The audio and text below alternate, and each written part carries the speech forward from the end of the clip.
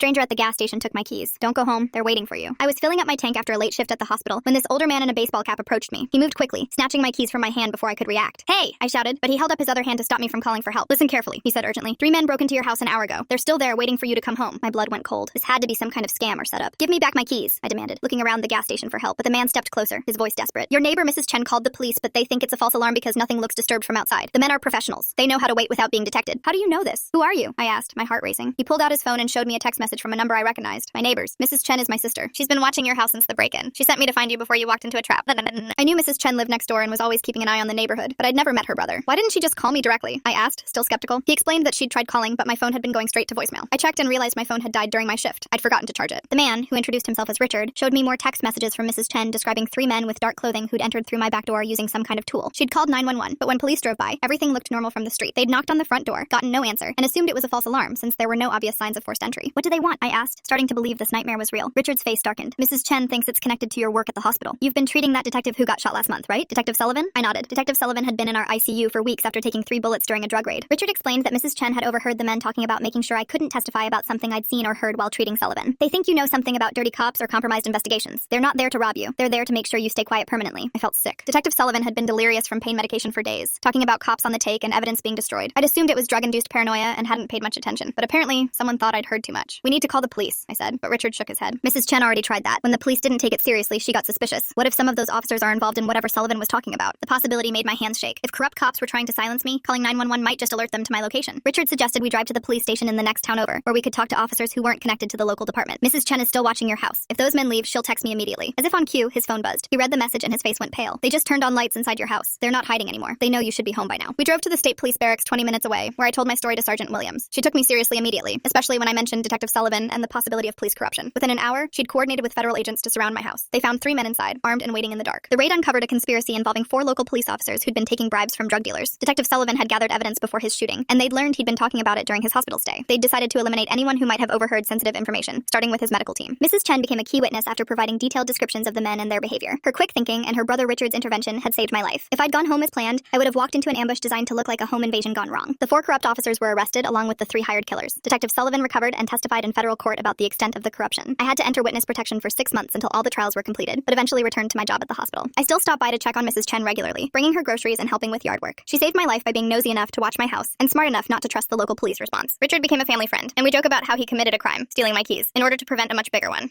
Sometimes danger comes from the people you're supposed to trust most. If Richard hadn't taken my keys and forced me to listen, I would have driven straight home to my own murder. The strangers who seem threatening might actually be the ones trying to save you, while the people with badges and authority might be the real threat.